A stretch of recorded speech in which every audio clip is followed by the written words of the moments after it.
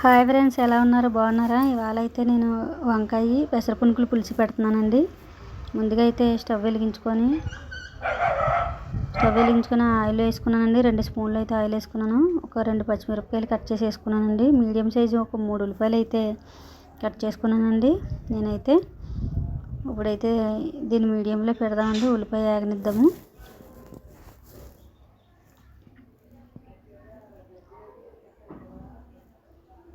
నేనైతే ముందుగానే పచ్చిమిరపకాయ, ఉల్లిపాయ అన్నీ కట్ చేసుకొని, టమాటా కూడా కట్ చేసుకొని పక్కన పెట్టుకున్నాను. ఇప్పుడు టమాటా వేసుకుందామండి.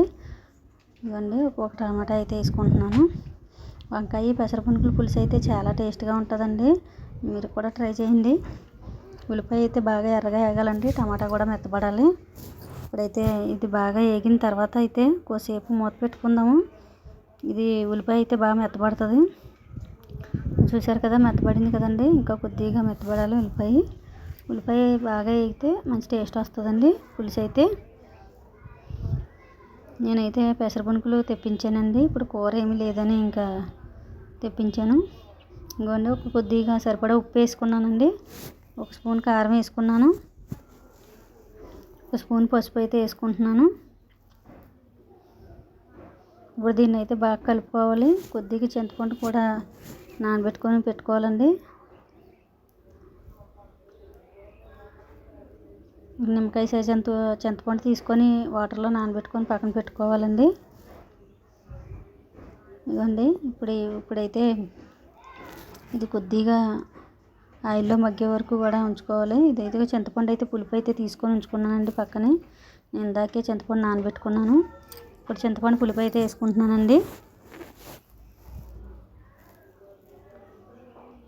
ఇవన్నీ చిక్కగా ఉంది కదా చింతపండు పులుపు. కొద్దిగా వాటర్ వేసుకోవాలండి, లేకపోతే పులుపు ఎక్కువైపోద్ది. మనం సరిపడా చూసుకొని వేసుకోవాలండి పులుపు.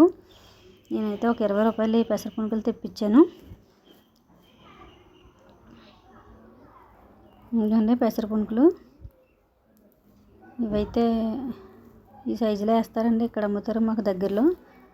ఇప్పుడు ఇవి పులుసు బాగా మరిగినప్పుడు వేస్తానండి. కొద్దిసేపు మూత పెట్టుకొని ఉంచుకుందాము. పులుసుని అయితే బాగా మరుగుద్దండి. మరిగినప్పుడు వేసుకోవాలండి.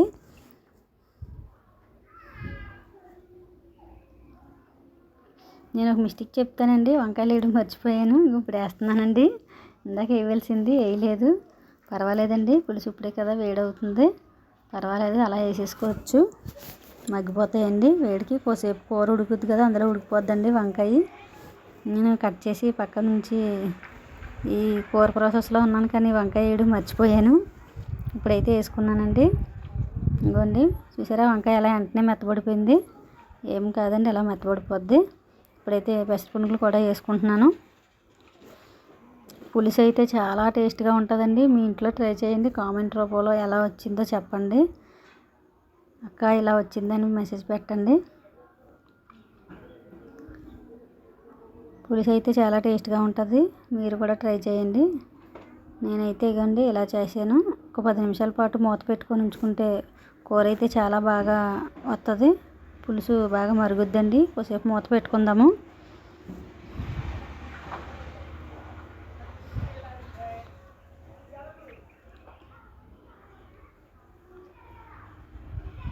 ఇవ్వండి, దగ్గరగా అయింది కదా కూర. మనకి 10 నిమిషాలు పోయాక ఇందులో ఉన్న పులుసులో ఉన్న ఇగురంతా కూడా దగ్గరికి వాటర్ అంతా కూడా లాగేసుకుంటాయండి పెసరపునుకులు. కొద్దిగా ఇగురంతానే మనం స్టవ్ అయితే కట్టేసుకోవాలండి. లేదంటే మళ్ళీ కలుపుకోవడానికి ఇబ్బంది అవుతుంది.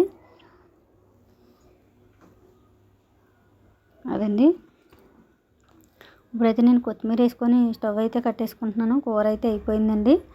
ఇలా ఉన్నప్పుడే దింపేసుకోవాలండి, లేదంటే మనకు కలుపుకోవడానికి ఇబ్బంది అవుతుంది. కాబట్టి నచ్చితే లైక్ చేసి సబ్స్క్రైబ్ చేసుకోండి.